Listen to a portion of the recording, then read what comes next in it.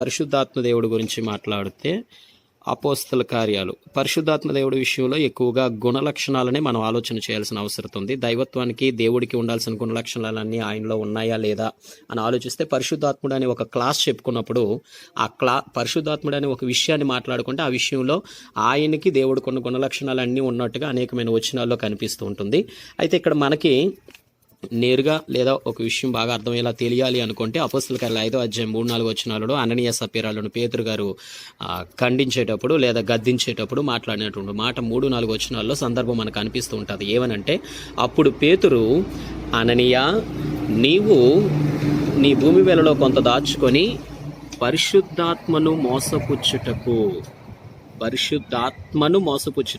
సాతాను ఎందుకు నీ హృదయం ప్రేరేపించును? అది నీ యొద్ద ఉన్నప్పుడు నీదే కదా. అమ్మిన పిమ్మట అది నీ వశమై ఉండలేదా? ఎందుకు ఈ సంగతి నీ హృదయములో ఉద్దేశించుకొనుచున్నావు? నీవు మనుష్యులతో కాదు దేవునితోనే అబద్ధమాడితివని. అంటే పరిశుద్ధాత్మ గురించి మాట్లాడుతూ దేవునితోనే అబద్ధమాడేవనే విషయాన్ని ఆయన అక్కడక్కడ చెప్పడం జరిగింది. కనుక 9వ వచనంలో కూడా ప్రభువు యొక్క ఆత్మను శోధించుటకు. కనుక ప్రియులారా, ఈ రీతిగా మనం మాట్లాడుకుంటే తండ్రి కుమారుడు వేరువేరండి, కుమారుడు పరిశుద్ధాత్మ దేవుడు వేరువేరండి, పరిశుద్ధాత్ముడు తండ్రి అయిన దేవుడు వేరువేరు వచనాలు ఉన్నాయి. తండ్రి దేవుడై ఉన్నారు, కుమారుడు దేవుడై ఉన్నాడు, పరిశుద్ధాత్ముడు దేవుడై ఉన్నారు. దైవత్వంలో దయచేసి ఆ ముగ్గురు ఎలా ఏంటి అనేది నేను తర్వాత ఖచ్చితంగా మీకు తెలియజేస్తాను. ఈ ఫోటో మీకు అర్థం కావడానికి మాత్రమే ముఖ్యంగా నేను ఇది మీకు తెలియచేయడం జరిగింది. దైవత్వములో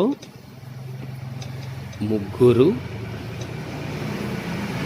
వేరువేరుగా ఉన్నారు.